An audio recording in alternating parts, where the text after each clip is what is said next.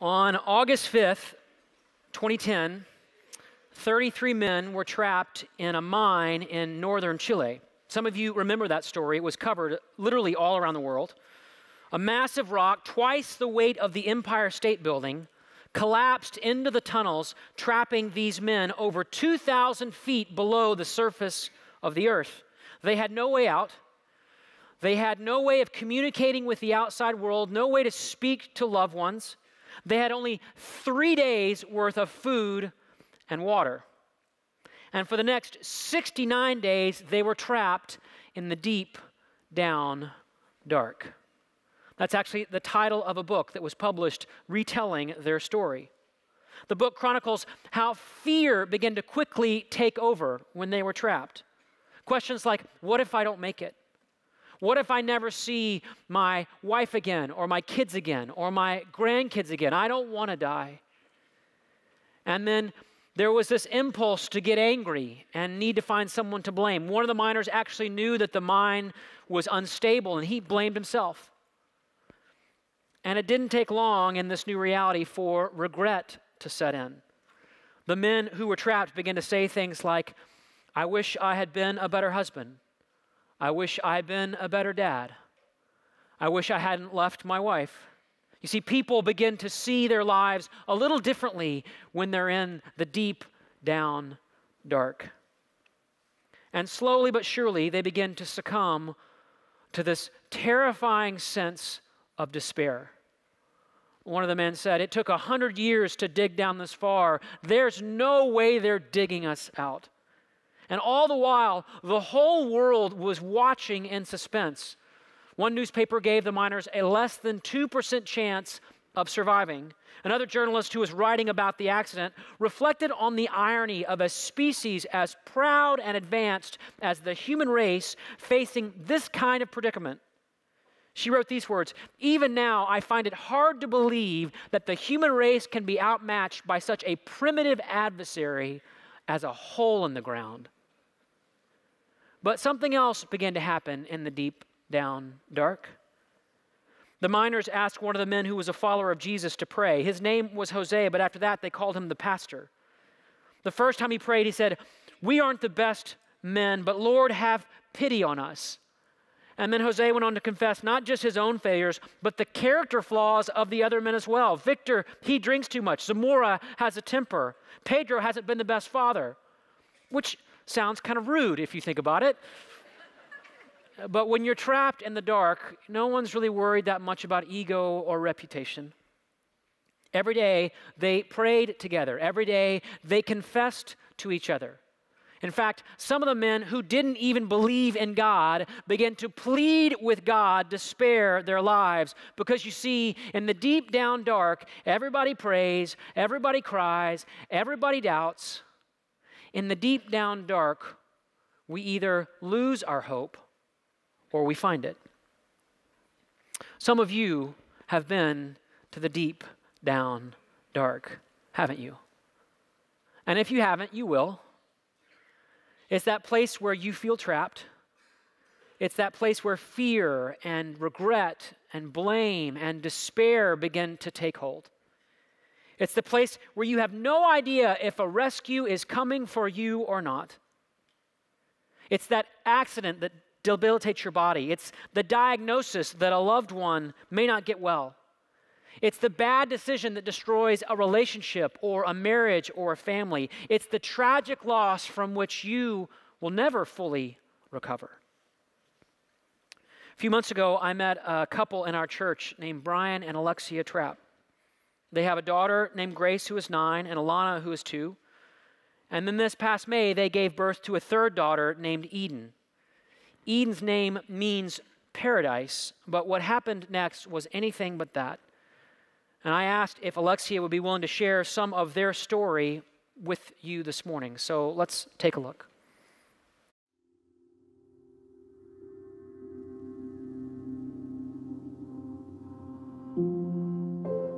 I grew up in a dysfunctional family, so I didn't really know what to expect or what was, normal or what would be a good, healthy marriage. And so my prayer was and hope would be to have a strong marriage that was centered around the Lord.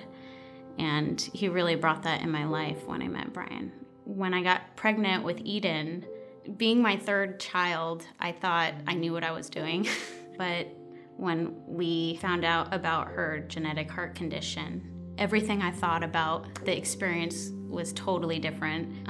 She was rushed to the NICU after, and then had to be medevac to Seattle Children's for monitoring. And we were there for 5 days, and they said that her heart condition was stable and mild. And so we were just overjoyed and rejoicing in the fact that we felt that God had healed her. So it was a total surprise when a month and 3 days later she passed.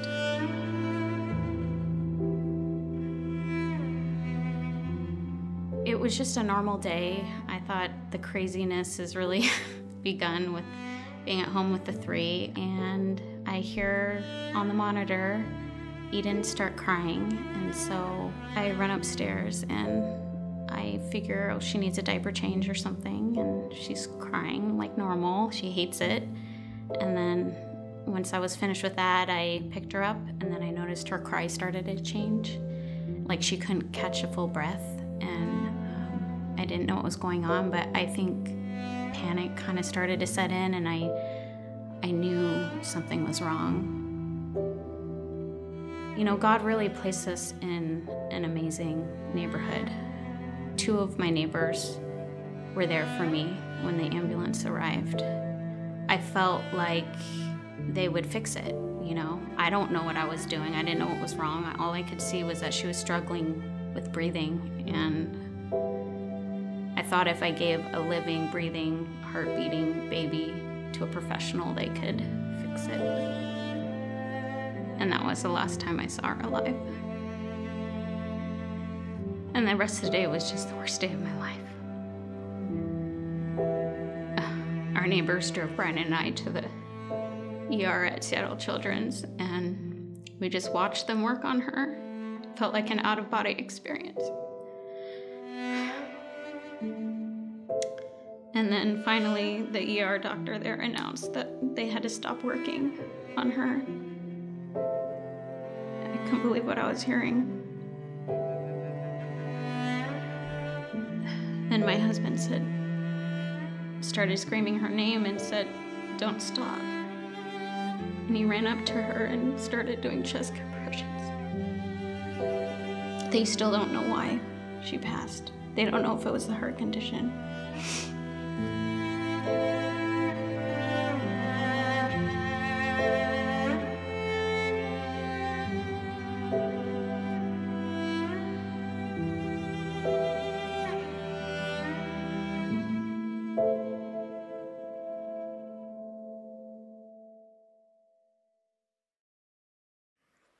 First, I want to say thank you to Alexia and Brian for being willing to share their story with all of us. And second, I want to say, did you notice what happened in the room just now? The silence and the anguish. You see, we feel the most vulnerable. We recognize how fragile life is when we get a glimpse of the deep down dark. You know, when you're in the deep down dark, there are 2 questions. Why did this happen? And how will I make it through? And if you're a person of faith, or if you've had faith, there's a 3rd question, and it kind of gets pretty raw. God, where in this darkness are you? God, where in this valley are you? God, where in this hell are you? We've been in this series on Psalm 23 called Paradigm Shift. It's a passage of Scripture that's often recited in the deep down dark by hospital beds or at funeral services. Many of you know it. It begins this way: "The Lord is my shepherd, I lack nothing." In other words, there is a God who is deeply concerned about your life and my life. And then the writer David goes on to say, "He makes me lie down in green pastures. He leads me beside quiet waters. He refreshes my soul. He guides me along the right paths for His name's sake." In other words, this God wants to lead us to true contentment and authentic joy, but that's where the tension comes in, right? right there. Because how does that fit with the loss of a child, or the end of a marriage, or the death of a loved one? How can God be leading me if I end up in the darkest valley? If you ever asked that question, I'm glad you're here. And by the way, you are not alone. David, the writer of the psalm, the great king of Israel, had also been the deep down dark. David had a son named Absalom. And fathers are not supposed to have favorites, but Absalom was kind of David's favorite. He was young and charismatic and a gifted leader. But Absalom turned against David. He actually led an armed rebellion to try to take the throne from his father. And before he could succeed, Absalom was killed by David's own men. So David not only lost a son, but he lost him before the two could ever be reconciled. Before they could have one last conversation or one last hug or one last I'm sorry or one last I love you. And by the way, if you don't think the Bible can handle real life issues, just go and read about David's response to losing his son, weeping and wailing, my son, my son, my son. Because in the deep down dark, everybody prays, everybody cries, everybody doubts. In the deep down dark, you either lose your hope or you can actually find it. And I believe David actually found hope in the dark valley. And I believe you can find hope in it too. Which brings us to the very heart, the centerpiece of Psalm 23. And what David writes next. He pens these remarkable words. He says, even though I walk through the darkest valley, I will fear no evil, for you are with me. Your rod and your staff, they comfort me. Now, some of you will remember the old King James version of this line. Yea, though I walk through the valley of the shadow of death. That phrase, shadow of death, actually comes from the Hebrew word psalmavet, which means the deepest darkness, the darkest darkness. You see, David isn't talking about having an off day or a moment of inconvenience. David is saying there is this dark place, a place filled with shadow and pain that won't just change your circumstances, it's going to change you. In fact, a 16th century Spanish poet named St. John of the Cross described it as the dark night of the soul. Because you see, in the darkest valley, it's your soul that will be tested. And notice, David didn't say, if I walk through the valley, or I might walk through this kind of valley. He simply says, even though I walk through, when I walk through, because we're all going to walk through this valley. Whether you're prepared to or not, whether you want to or not.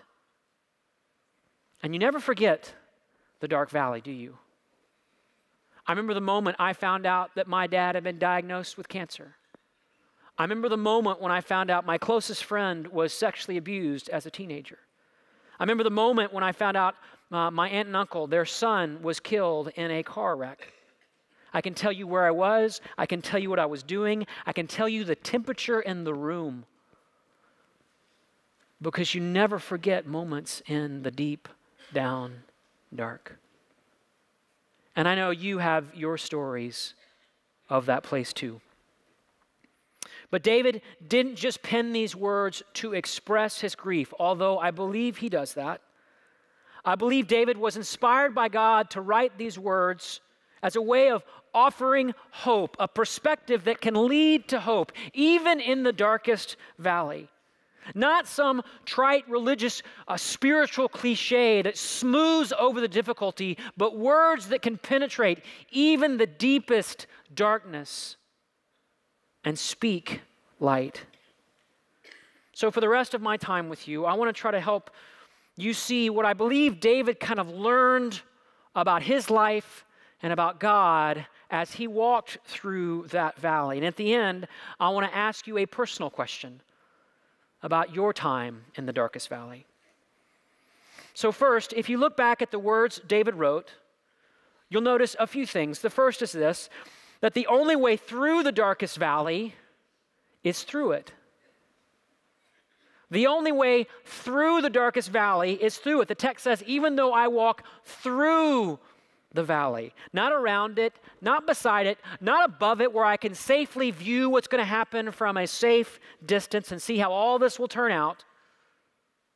Even though I walk through the valley, because once you're in it, the only way through it is simply through it. A close friend of mine went through a very painful divorce. His wife decided she didn't love him anymore. She wanted to be with someone else, and so she left. And as you might imagine, he was devastated, ashamed, alone. And every day he had the very same prayer. He's a man of deep faith, but in those seasons in the dark valley, our faith in God begins to drift into doubts about God. And he had the same prayer day after day. God, just get me out of this. Ever prayed a prayer like that? Just get me out. Pull me out. Get me out. But God didn't just get him out. That's not how God usually works in the dark valley. What he learned over time was that God was there walking him through it, helping him just get up in the morning, helping him grieve and mourn this loss, helping him identify what he needed to change in his own life. And by the way, my friend could not see where any of this was going to lead. My friend did not have a picture of the outcome. He just had to take it one day at a time and trust that the only way through the valley is simply through it. And I believe David, were he here, would tell you the same thing. In fact, that's why I believe he used this analogy of a shepherd leading sheep. You see, when shepherds are leading sheep through a flock over a mountain range, the only way through it, the only way over it, is along these tight, narrow ravines where the walls are tight and the cliffs are steep and the light is dim. And the shepherd knows the only way to get to higher ground is through these valleys, through the ravines. But guess what? The sheep doesn't know that. The sheep can only see the shadows and the cliffs and the rocks, which is why when the shepherd is guiding the sheep through a valley like that, they'll be tempted. They'll want to just stop in their tracks. They'll be almost impossible to move. And so the shepherd's job in the dark valley is just to find a way to keep the sheep moving forward. A shepherd will literally stand behind the sheep and with his staff just nudge and drive the sheep forward. And that's how God works in the valley. God can see the whole journey. God knows what's beyond the valley, but we can't, right? We can only see the shadows and the dangers and the stumbling blocks, which is why all too often we will get stuck in our tracks with that same prayer, God, just get me out. But what God knows, and what people who have been through the dark valley will tell you, if you ask for an honest answer, they'll tell you the only way through it is through it. And for some of you, those are words that you need. They may not feel like good words, but are important words for your soul to hear, to just keep moving forward. The only way through it is through it. Another lesson from the darkest valley. In the darkest valley, you can be comforted and still not be comfortable. God may bring comfort. You can be comforted and you still not may be at all comfortable. But of course, human beings, we would much prefer to be comfortable, right? We're actually obsessed as a species with being comfortable. We'll overeat, overspend, overmedicate, overindulge, especially in difficult or trying circumstances, trying to find a way to just get comfortable, right? But notice in Psalm 23, the comfort measures employed by the shepherd are not actually comfortable. He uses a rod and a staff, tools that can be used to pull a sheep back from a ledge if it gets too close, or to push a sheep forward when it won't move. By the way, these are not punitive devices at all, but they're not comfortable either. Likewise, what God does for us in the valley may not make you more comfortable emotionally or circumstantially, but that doesn't mean that God doesn't care. In fact, just the opposite is true. It's a sign that he does. This past week, our daughter Nora got really sick. She had a fever and was coughing and crying, and she's too young to understand really what's happening to her. And Nina, being such a great mom, is taking her temperature and wiping her nose and giving her medicine and keeping her hydrated and warm. And Nora is just fighting back like mad. I mean, none of this feels at all comfortable to her. So she's screaming and slapping and trying to push Nina away. And then she comes running over to me saying, "Daddy, Daddy, Daddy." And I picked her up and said, "I know you're frustrated, and I just want you to know, Daddy would never do any of that stuff to you." It's not the best parenting technique, by the way. A lot of people have doubts about God. And usually it's because of the pain and sorrow and our confusion about that pain and sorrow that's in our lives. We think God will never do that to me. I can think of so many times, so many people have told me the reason I can't believe in God, it's not some intellectual argument, it's the presence of pain. But as a mentor of mine once put it so well, the presence of pain does not prove the absence of love. And of course, all of you parents in the room, you know this is true, right? My friend whose wife left him in that season that was so painful also began to see a number of parts of his life that he needed to change, patterns of behavior, patterns of his lifestyle that had hurt his wife, and it was incredibly painful. But he would tell you today he's so grateful that God helped him to see and identify those things and helped him grow. It was the most loving thing God could do to let him experience some of that pain. Your grief and sorrow is not a sign that God is absent, but his comfort measures are not always comfortable. And by the way, here's another thing. In the dark valley, it's okay to grieve. It's okay to feel hurt. It's okay to be frustrated. It's okay even to express anger and frustration at God. Some people will kind of jump to the conclusion that expressing grief or heartache or frustration at God is somehow shows a lack of faith. But just the opposite of true. Grieving is a huge part of biblical faith. Just think about the Old Testament Psalms of Lament and the little book called Lamentations that a prophet wrote about the devastating loss of the city of Jerusalem. Just think about Jesus weeping and grieving over the loss of his own best friend. If you don't think God can handle your anger at him, just look through the Bible. God is called some pretty bad names. But we live in this culture that doesn't really want to create space for grief. There's actually almost a kind of grief shaming that happens in our day. When people say things like, "Are you still struggling with that?" Didn't that happen like a long time ago? I mean, isn't it kind of time to move on? And not only do we try to rush people through their grief or their pain, we kind of want to fix them along the way as well. You ever been around a person who always had an answer or always had like a word of advice, even in a hard moment? Psychologists actually have a technical term for people who compulsively try to fix things, even when it's clear to the rest of the world that they can't. They're called men. So, here's the thing. And some ladies are really laughing at that one. In the valley, people don't need to be fixed. People need to grieve. And there's space for this. You can't rush through your grief. The text says, even though I walk. Not rush or hurry or try to get myself over it, even though I walk through the valley. And some of you need to slow down and just stop pretending that everything in your life is just okay. Some of you need to pause and let your heart grieve that loss or that heartbreak or that ending. You know, the holiday season is quickly approaching, and as much as it can be a time of joy and celebration, it can be a lonely time, a painful time as well, especially for those of you who may have lost loved ones in your life. At North Shore here, we're actually hosting an event called Surviving the Holidays for friends and family of those who've lost loved ones. It's on November 11th. You can read more about it in your program or online. Because here's the thing, no one should grieve alone. If you think about it, community is one of those uncomfortable comfort measures. Because we have to be vulnerable. We have to let people in. They have to kind of see us as we are. It's interesting, when shepherds are working with sheep, they'll use their staff to pull the flock together, to help them keep warm or help them avoid other dangers. And that's the same way. Community is a comfort measure in the valley as well. And it's not always comfortable, is it? Being vulnerable or asking for help. But here's the thing. No one should grieve alone. No one should worry alone. No one should walk that darkest valley alone. And we can help comfort each other even when we're not comfortable. This leads to another lesson from the dark valley, and it's this. In the darkest valley, evil is not winning, though it will look like it is.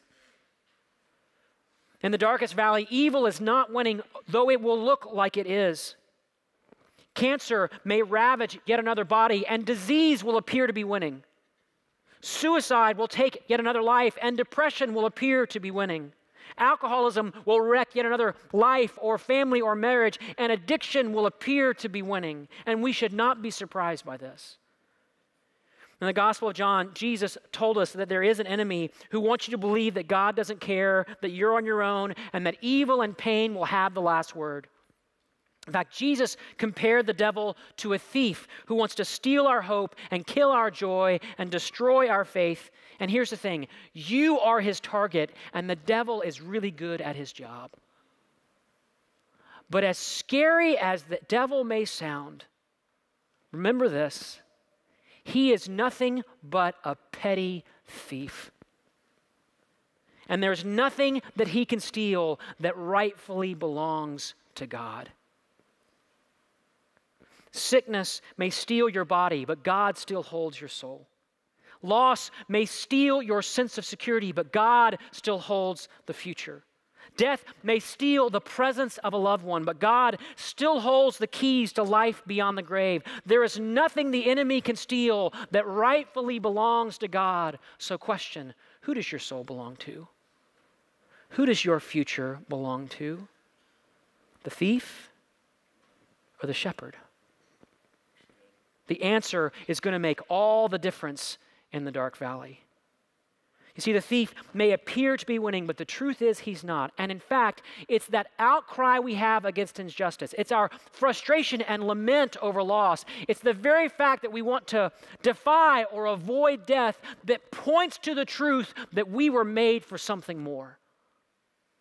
Think about it. Your longing for what's beyond the dark valley suggests a better place actually exists. I love how C.S. Lewis once put it. He wrote these words, "If we find ourselves with a desire that nothing in this world can satisfy, the most probable explanation is that we were made for another world." And in the dark valley, we realize that our distaste for death suggests we were always made for a different kind of life, an eternal kind of life, a new kind of location. Just kind of an old story about a florist who mixed up two orders. One arrangement went to the opening of a new business. The other arrangement went to a family who had lost a loved one. The new business owner called and said, "I can't believe it. The flowers you sent said rest and peace." And the florist said, "Well, you should have heard the people who got your flowers. A bouquet was sent to their family's funeral that said, 'Good luck in your new location.'" Friends, here's the thing about the darkest valley. The darkest valley is not where we rest in peace. The darkest valley is simply a way to a new location. It's part of a bigger story that right now only God can fully see, which is why we, like the sheep, the only thing we can do is simply continue one day at a time, placing our hope in the trustworthiness of the shepherd. Even if we're afraid, even if we're hurting, even if there's no good answer for why or for our pain, because here's the thing, there is a rescue mission that, by the way, is already in place. You know, when I think back of those miners, those 33 men who were trapped in that mine in Chile, something kind of amazing happened up on the surface. A new community began to form. People began to gather near the rescue operation. At first, it was just friends and family members, but soon, several hundred people had gathered around at the base of the mine. There were bulletin boards with updates. There were buses that would shuttle people to and from the towns. There was even a designated zone for kids to play. It became known to the outside world simply as Camp Hope. And I was thinking, isn't that what God wants the church to be like? A community for people who are trapped in the deep down dark, a community that's waiting and praying and grieving and hoping and reminding the world that there is a rescue operation already at work. And even though you may be walking through the darkest valley, God didn't lead you there to lose your hope, but to find it. When Brian and Alexia lost little Eden, their life would never be the same, but their story is not over. And I want to share a little more of their story with you now. So let's take a look at the screen. I'm not sure why God allowed me to go through so much in my life, but honestly, I look back and see all those times when I have to be the deepest and sweetest and most wonderful times that I've had with God. I feel like I had to be brought through that hardship to discover really the heart of Him and how He loves me so much and how He loves everyone. I'm still very much working through my grief. I think I will be for the rest of my life. But it's brought a deeper faith and walk with the Lord for me. I see the world in a whole new light. I was praying before I even gave birth to Eden that what I really needed was to pray for a greater intimacy with God. And so that's what I prayed. And He really answered that prayer by bringing me Eden. And as I was journaling, I just started weeping because I truly felt like He's brought me back to the Garden of Eden, where there's wholeness and oneness with God.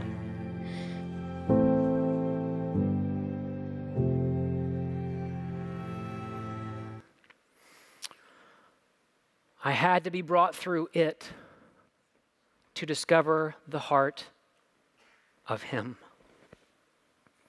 It's kind of like what David said, even though I walk through the deep down dark, I will fear no thief, for the shepherd is with me. And here's the thing, shepherds don't work remotely. They don't log in from a safe distance and do their work from afar. They go through the deep down dark too. Which leads me to one last lesson from the dark valley, and this is one of the great mysteries of life with Jesus. The darkest valley is where we can meet God face to face. You know, there's an emotional dynamic in Psalm 23. The whole text is sort of shaped like a valley. It starts on a high note. The Lord is my shepherd. And then the writer David begins to move down this journey to that low point.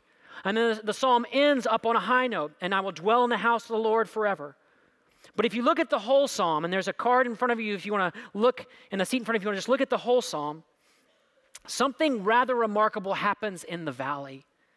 Up until this point, in the psalm, David is just talking about God. He leads me. He guides me. He refreshes me. But then in that low point, in that valley, David starts talking to God. You are with me.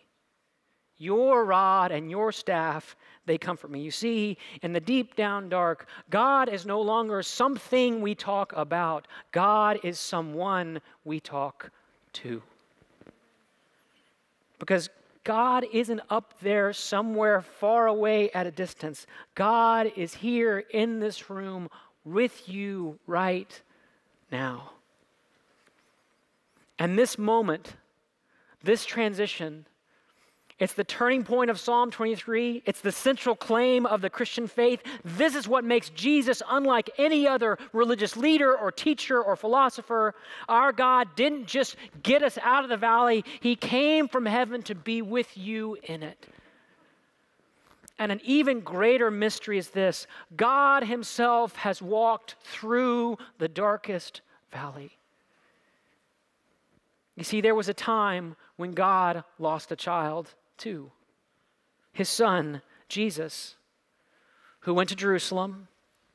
He was arrested, falsely convicted, beaten and scorned and mocked, and then He was hung on a cross like He was the petty thief.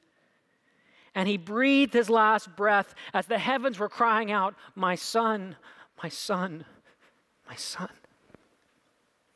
And then His body was taken and sealed in the ground, buried away to rot in the deep down dark. And just when it looked like evil had won, just when it looked like the devil had come out on top, on that third day, the universe discovered that God knows how to get somebody out of a hole in the ground.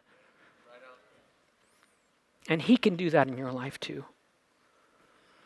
Friends, a day is coming when God will outmatch that oldest and most primitive of adversaries, death itself. And on that day, he's going to bring those who know him out of the ground and take them to a new location that's much more like the mountaintop than the dark valley. And that is our hope.